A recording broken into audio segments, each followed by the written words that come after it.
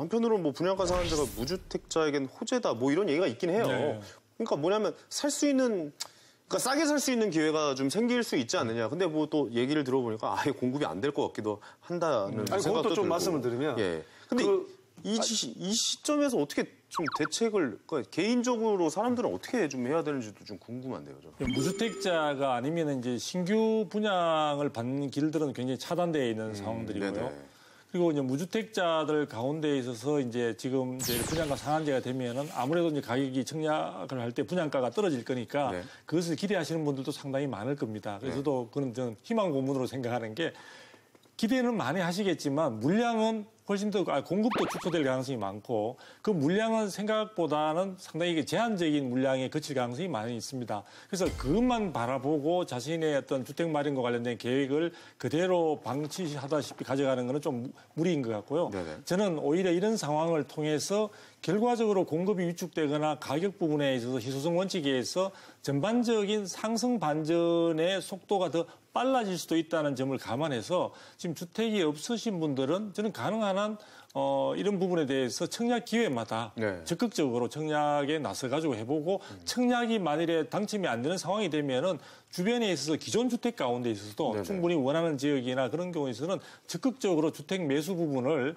좀 고려를 자금 운용과 관련된 계획과 맞물려 가지고 하면 검토를 적극적으로 해봐야 된다.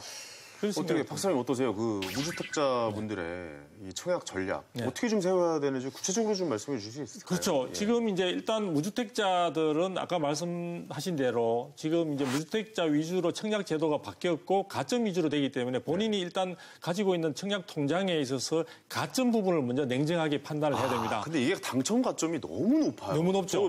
저도 이제 무주택자였을 때 봤는데 이게 쉽게 당첨되기가 그러니까 서울 이게 시내 아니더라고요. 같은 경우에 있어서는 당첨권이라고 안정권이라고 하려면은 거의 70점에 가까울 정도로 돼야만이 안정적인 그 83점인가요? 그게 아마 만점이 되는 84점. 예, 4점. 네. 그래서 70점 이상이 돼야 되는 부분이 있는데 네. 물론 이제 그런 여러 가지 단지마다 경쟁률에 따라서 조금 더 떨어지는 것도 있기 때문에 네. 그런 것은 살펴봐야 되는데 어쨌든 자기가 가지고 있는 일단 가점을 먼저 확인을 해야 되고 그 가점 부분과 관련해서 이게 현실적으로 가능성이 없다고 하면은 그 부분과 관련해서는 청약 시장 자체는 조금 더 기다리면서 네네. 일단 그 중간에 저는 충분히 시장 자체가 서울 시내 시장 같은 경우에는 가격 반등이 저는 예상이 되기 때문에 하반기는 약간 아파트 가격이 다시 서울 아파트 가격이 상승할 것이다라고 그렇죠. 보고 계십니까? 예, 그래서 저는 전문가들 대부분이 연말까지는 가격 안정세가 유지될 것으로 보았는데 네네. 아마도 그 여러 가지 각종 규제도 불구하고 반등의 모멘텀을 잡은 것 같기 때문에 이런 부분과 관련해서는 아마도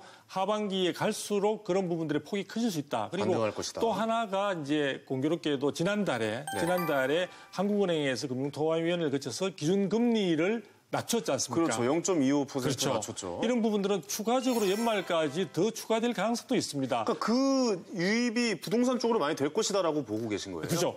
유입이 될 수 있는 부분도 있고 기존의 주택을 가졌거나 가지려고 하시는 분들의 부담을 굉장히 줄여주는 효과가 있는 덜어줄 수 거죠. 있다. 그리고 예. 또 하나가 이제 시중에 제가 이제 시장을 뭐 불안하게 본다 이런 것보다도 시중에 지금 부동자금이 약 1,100조라는 이야기들이 있습니다. 그래서 이것을 비교하자면은 노무현 정부 때 부동산 시장이 굉장히 타올랐을 때 네네. 그때 시중의 부동자금이 350조에서 450조 사이였습니다. 근데 지금은 그게 3배에 해당되는 부동자금이 있다는 점에서 네네네. 정부의 대출 규제나 이런 걸 통해서 돈줄을 잡았다고 하지만 제가 볼 때는 시중에 충분히 시장에 대한 전망이 밝게 본다면 네네. 그 돈들은 움직일 수 있다. 아, 그러니까 이게 쉽게 얘기해서 다들 총알을 준비하고 있다. 네, 그렇기 그렇게 때문에 좀 뭐 주택을 마련하셔야 되는 분들은 막연히 시간을 기다리고 3기 신도시에 분양할 때까지 기다리겠다. 이것은 제가 볼 때는 조금 위험한 전략이고 네네네. 가능한 한 아까 청약 통장을 통한 청약 분양 시장을 가장 먼저 노리되 네. 그렇지 않을 경우에는 과감하게 기존 주택 가운데 충분히 자기가 구입 가능한 범위, 아까 자산에 자기가 가져온 자금 조달 계획과 맞추어서 저는 적극적인 전략을 구사하는 것이 바람직하다. 박사님 저희 프로그램은 딱인데 시원시원하게 말씀해 주시는데요. 보통 이거 약간 돌려서 얘기하시거든요. 거의 전문가분들. 박사님 아닙니다. 지금 156kg짜리 직구 하나 던지신 것 같아요. 예. 방송 나간 다음에 전화 한 통 받으실 겁니다. 아니 근데 저는 대단하시- 직구 이야기하는데 정부 정책은 이 중에 꼭 제가 쓰고 싶은 말이 정부 정책은 가끔씩 직구만 승부를 가지기에는 위험할 때가 많거든요. 가끔씩 변화구가 필요합니다. 그런데 지금 정부는 변화구가 필요할 때도 꼭 직구만 승부하려고 하다 보니까 이럴 때 직구 잘못 실추를 던지게 되면은 홈런을 맞지 않습니까? 컨트롤이 중요하잖아요. 유현진 보세요. 중요하거든요. 예. 직구 빠르지 않습니다. 그렇죠. 그래서 제가 볼 때는 지금 자칫하면 그런 상황에 관중들은 어이없이 그 홈런 터지는 상황에서 굉장히 당황해할 수 있는 그런 상황으로 저는 시장이 가고 있다. 그럼 지금 현재 대출이 막혀 있는데 그럼 결국 현금 들고 있는 사람이 다 분양을 받는다라고 볼 수가 있는데 요거에 대해서 어떻게 그렇죠. 그 설명을 해줘야 돼요? 부분은 지금 그러니까 정부가 이 정책의 타겟으로 삼고 있는 게 강남에 서울 강남에 이제 재건축 현장들의 일반 분양분을 타겟을 하고 있거든요. 그런데 사실 강남 지역의 집값들이 대부분 비싸지 않습니까? 그래서 당연히 새 집도 분양을 하는데 굉장히 가격이 비쌉니다. 비싼데 제도상으로 지금 대출을 막아놓고 있는데 사실 새 집 살려면은 자기 돈 가지고 다 사기는 힘드니까 보통 대출을 받게 되는데요. 이게 분양가가 9억이 넘어가게 되면은 중도금 대출이 되지 않습니다. 그러니까 말 그대로 강남에는 대부분 가격이 비싸고 토지 가격이 비싸고 하다 보니까 일반 분양분도 가격이 비싸가지고 10억이 넘어가는 게 뭐 줄 수 있죠. 대부분이라고 볼 수 있죠. 10억이죠. 네네. 뭐. 그런데 분양가도 10억이 넘는 경우가 대부분인데 그 부분에 있어서 만일에 살려고 하면은 현금을 10억 이상 가지고 와야만이 가능하다고 하니까 우리 뭐 주변에 우리 세 분은 어떤지는 저는 아닙니다. 저는 돈이 없습니다. 현금이 없습니다만 박사님은 그런 식으로 빠져나가십니까? 지금 여기 한 20명인데 다 아닐걸요, 여기. 그렇기 때문에 분들. 사실은 결국은 강남 지역의 좋은 아파트에 충분히 시세 차익을 얻을 수 있는 것에 대해서 돈 있는 사람만 줄을 서시오. 그러니까요. 저는 줄을 못 서는 거죠. 네네. 어디 우리 황홍 MC께서는 어떠신지 모르지만 저는 줄이 아니라 저쪽 물에 빠져 있을 것 같아요. 그렇기 때문에 제가 볼 때는 이게 정부가 좋은 취지에서 나온 하나의 정책일지는 모르겠지만 결과적으로 이것으로 해서 쭉쭉 해가지고 이익을 볼 사람 따로 있다. 장 대표님은 그 하반기 부동산 이 정책 뭐 전망 어떻게 보십니까? 저는 조금 상승하겠다고 봤는데 사실 그 강남에 지금 재건축 위주로 해서 지금 반등하고 있다는 게 최근 뉴스지만 이게 우리 지금 나라가 부동산이 계약을 하면 지금 60일 이내에 신고를 하는 그런 제도잖아요.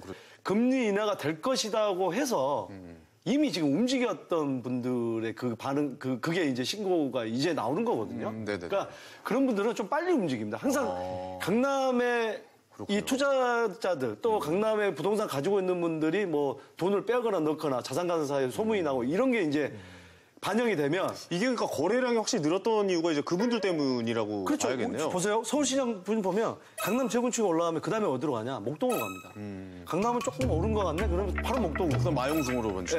뭐 이런 식으로. 그런 많이 아시네. 그러니까 그 반응이 지금도 목동은 뭐 꾸준한 수요도 조금씩 있지만 그게 쭉 바로 받는 게 이제 목동이거든요. 그래서 목동도 좀 조금씩 오르고 있고 그런 흐름인데 다만 이제 정부에서는 어떻게든 소방차를 가져가서 불을 다 진화를 하겠다는 게 정부의 그 지금 계속 그 생각이죠. 생각이고 또 계속 그거를 미리서 언급을 하고 있기 때문에 또 어떤 소방차를 데려올지 정원관을 데려올지 한번 봐야 될 것 같아요. 정원관이라고 그랬나요? 잘못 들었나 했습니다.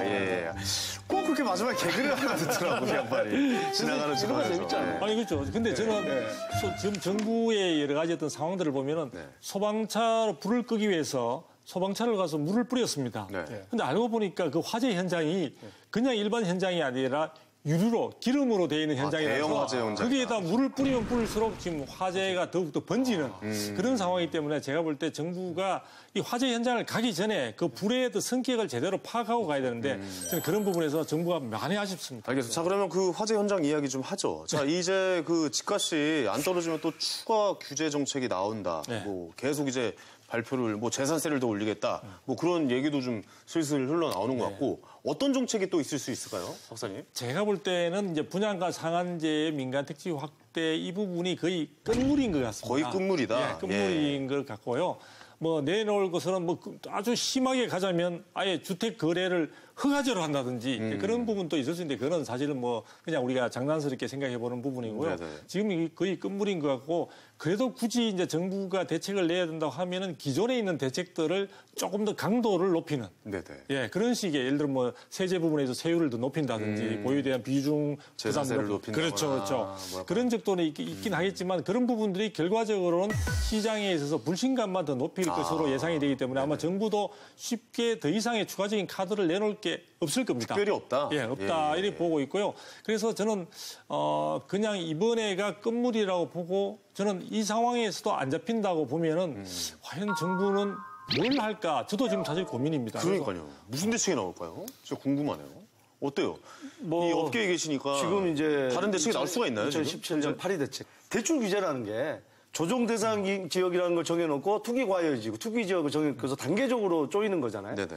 그 대출을 뭐 단계적으로 적게 하게 하는 거. 다주택자면 뭐 대출이 안 나오게 하는 네네네. 거. 그다음에 양도세도 다주택자일수록 많이 내게 하는 거. 그 종합부동산세도 다주택자일수록 요율이 높아져서 많이 내게 하는 거기 때문에 많이 가지고 있는 사람한테 세금을 많이 내게 하는 계속 그런 정책인데 뭐 지금 나올 수 있는 게 결국에는 세금 올리는 거네요. 양도세라든지 종합부동산세를 해서 집을 가지고 있는 사람이 팔아서 집 없는 사람 사게 만들려고 한 건데 이게 안 먹겠단 말이에요. 네네네. 그러면은 당연히 종합부동산세라든지 지금은 양도세는 지금 팔지 않기 때문에 어차피 양도세가 많기 때문에 안 판다는 얘기가 나오기 때문에 결국에는 건드릴 수 있는 게 종합부동산세를 해서 그 보유세를 많이 가지고 있어 많이 세금을 내게 해서 물론 지금 올해 이제 처음으로 12월 말에 내겠지만 네네. 12월 말에 가서 체감을 한번 해봐야겠죠. 그러면은 종합부동산세에 대해서 그러면은 뭐 이제 아직은 체감 못하니까 그 대책이 내년 초에 안 먹힌다 그러면 내년 초에 나오지 않을까요? 지금 바로 나오는 것보다는 아직 체감을 안 했기 때문에. 그렇죠, 그렇죠. 한번 종합부동산세가 어떻게 나오나 한번 지켜봐야 될 일이겠네요. 자, 예, 말씀하십시오. 내년에 이제 사실은 우리가 2020년도에 이제 총선이 있지 않습니까? 네네. 총선이 있기 때문에 아까 추가 대책을 말씀을 하시는데 추가 대책을 내놓을 게 별로 없는 데다가 이제 기존 대책을 아마 더 강도를 조이는 쪽으로 갈 것이다라고 하는 게 그 부분도 사실은 선택은 쉽지 않을 것으로 보여집니다. 정부가 지금은 뭐 말 그대로 직진만 하고 중간에 변화란 이런 것들은 반영 안 하고 있는데 네. 이 총선이라는 게 결국은 민심을 반영해야 그렇죠. 되고 그 총선의 민심 속에는 주택을 가진 분도 계시고 또 주택을 가지 않는 분도 이제 계시지 않습니까? 맞습니다. 예. 그런 점들을 고려할 때 정부가 일방 통행식의 지금의 상태를 계속 유지하기는 한계가 있지 않을까? 아니 오히려 총선 시기에는 약간 부동산 정책을 제가 유하게 좀 풀어주지 않나요? 약간 예, 그런 표를 좀 얻기 위해서. 부분들이 있고 또 공교롭게도 지금 경기가 계속 안 좋아지고 있습니다. 그렇죠. 이런 상황에서 그나마 좀 이렇게 그나마 따뜻한 온기가 도는 부동산 시장을 더욱더 내리찍는 식으로 돼버리게 되면은 네네. 지금 지방 같은 경우에는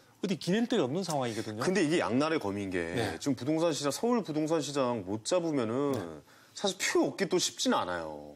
이 상황에서 더 추가적으로 시장을 규제로 인해서 억누르게 되면은 아마 시장은 저는 뭐 지금의 부동산 시장은 한마디로 말하면 저는 압력밥솥이다. 압력밥솥이다. 그러니까 이제 계속해서 불 떼고 규제로 해서 계속 자극을 시키면은 참다가 보유세도 그렇죠. 계속해서 불 떼고 있다 나중에는 폭발을 하게 되고 네. 또 도심지 내에 충분한 장기적으로도 공급할 수 있는 게 제한적이라는 점에서 보면은 저는 그래서 지금 주변에 이야기를 합니다.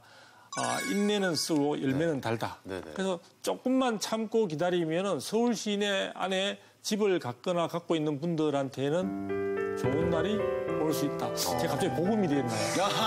아닙니다. 저는 이렇게 솔직하게 생각을 말씀하시는 게 가지고 좋아요. 있습니다. 예. 저는 보험밥솥이 이제 견디다 못해 아주 맛있는 밥이 나올 것이다. 약간 이런 의미로 좀. 네, 그렇게 돼야 되는데 저도 들을 수도 있겠네요. 뭐 꼭 폭발되듯이 하는 것을 원하는 건 아닙니다. 예.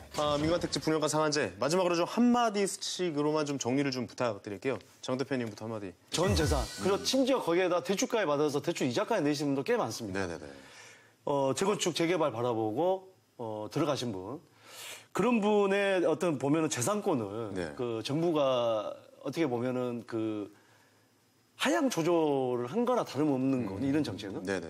예를 들어서 5억 가지고 있는 분은 너의 가치는 3억밖에 안 돼. 지금 현재 5억 가치인데 3억으로 떨어뜨리는 역할을 한다고 생각합니다. 이 정책은. 네네네. 그래서 저는 적어도 정부의 정책을 반대하는 게 아니고 네. 어떤 정책이든 정부 입장에서도 시장에 어떤 불을 끄기 위해서 부동산 시장에 불을 끄기 위해서 어떤 정책이 필요합니다만 적어도 억울한 부분이 생기지는 않아야 된다. 그게 네네네. 제 생각입니다. 저는 분양가 상한제를 그냥 막는 것이 아니라 공공택지의 경우는 지금과 같이 아주 저렴하게 공급함으로써 서민들의 주택 마련, 주거 안정에 도움이 될 수 있도록 계속해서 쭉 나가고 네. 분양택지는 손대지 마시기 바랍니다. 알겠습니다. 이건 알아서 하시도록 내버려 두면 정말 좋겠습니다. 네네. 민간 택지에 손을 대는 것은 좀 과한 것이 아닌가라고 말씀을 하신 것 같습니다. 네.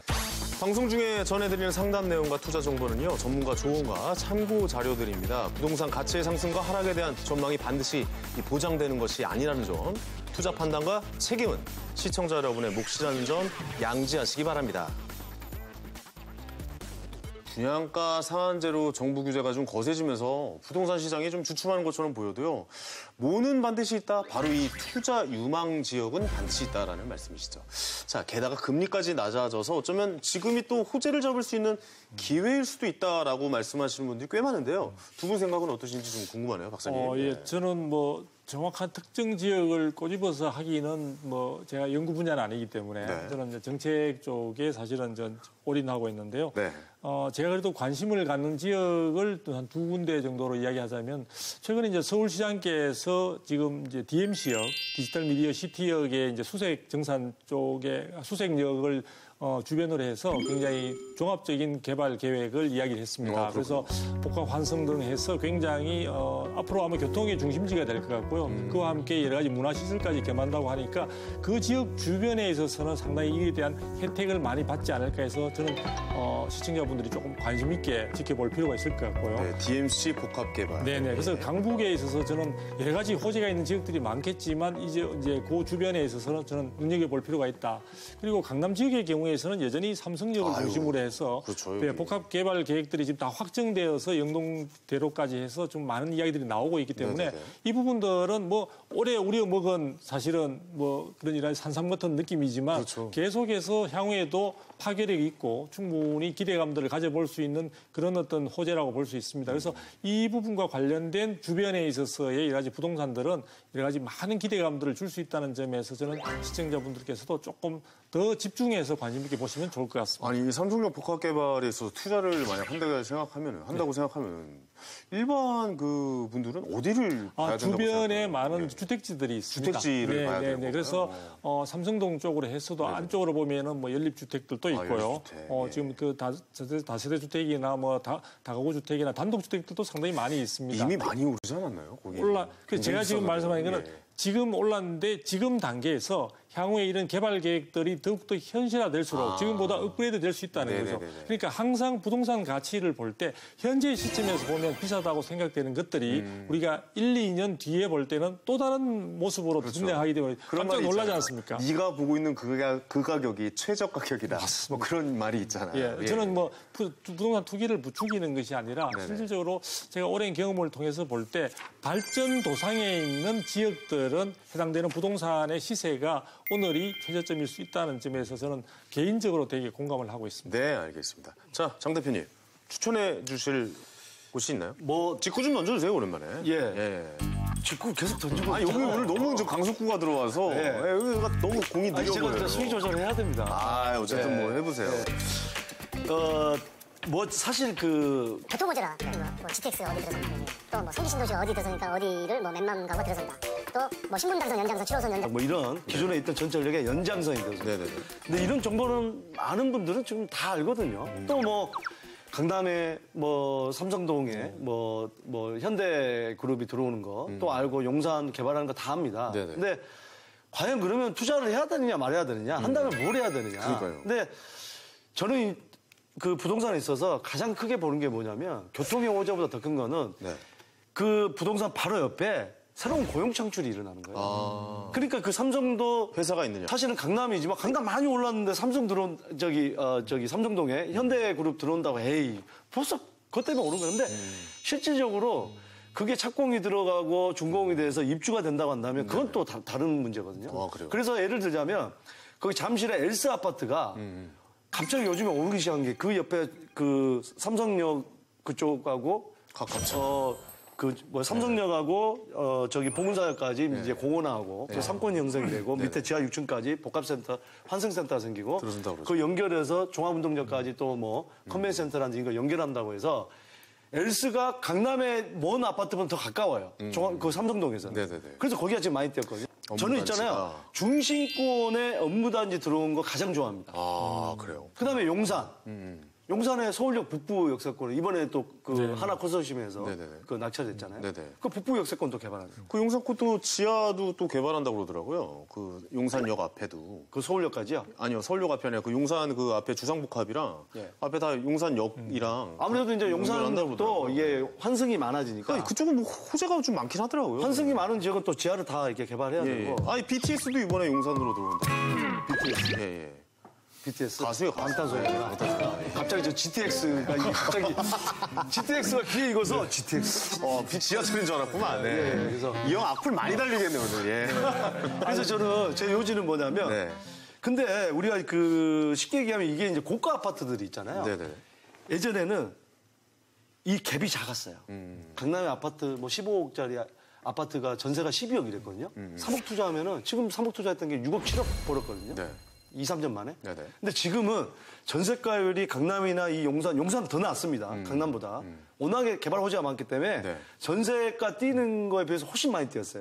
그러니까 전세가율이 40%대예요. 강남도 50% 미만이 많아요. 자, 무슨 얘기냐. 과연 그럼 강남 용산이 지금까지 뛰었던 것만큼 뛸 것이냐. 저는 그렇게 보지는 않아요. 조금 더 오르겠죠. 그렇다면 실속을 챙겨야 됩니다. 내 투자금 대비해서 많이 올라갈 수 있는 거. 지금 투자금이 아파트 산다 그러면 50% 이상이 들어요. 갭 투자를 하더라도. 그래서 저는 이런 데 단지가 작지만 상대적으로 덜 올라간 것들이 있거든요. 그런 거는 이제 그 갭이 작잖아요. 그 갭 작은 것을 좀 공략을 하면 저는 좋은 투자가 될 수 있을 거라고 생각합니다. 아파트가 다 정답은 아니다라고 좀 생각을 해야겠네요. 저는 이제 제발 제가 말씀드리고 싶은 게 요즘 너무 실패하신 분들이 상당히 많이 오는데 땅. 요즘 상기 신도시 또 열풍이 부니까 그 주변에 땅을 사라고 하는 사람들 많고 땅 투자를 하는데 땅이 어렵다 그러더라고요. 땅은 정말 어렵습니다. 네, 어렵다면서요. 정말 전문가도 어렵게 느끼는 거예요, 그러면? 좀 많이 고민을 하시고 좀 신중할 필요가 있다. 이런 말씀 토지 드리고 싶어요. 투자는 아무래도 땅 투자는 일단 장기적인 관점에서 가야 되고요. 그 다음에 가장 중요한 거는 이제 초보 투자자들이 실수하기 쉬운 게 황금성이 상당히 떨어집니다. 그러니까 우리가 이게 부동산을 그 연구하다 보면은 마치 다른 부동산, 즉 주택이나 아파트 외에도 다른 부동산들도 같은 성격으로 해서 이제 이해하시는 분들이 있는데 아파트는 국내 우리 아파트 같은 경우는 굉장히 정형화되어 있어가지고 가격대가 어느 정도 딱 형성이 돼 있지 않습니까? 그런데 토지 같은 경우에는 전체적으로 본다면 수십 년간 계속해서 상승 기조를 가져왔던 건 맞습니다만 그런 부분들에 있어서 자기가 돈이 필요할 때 황금이 빨리 돼서 수익을 창출할 수 있어야 되는데 그런 부분에서 굉장한 제약이 있다는 점을 충분히 염두에 두시고 장기적인 관점에서 투자를 해야 되기 때문에 조심스럽게 접근해야 될 필요가 있습니다.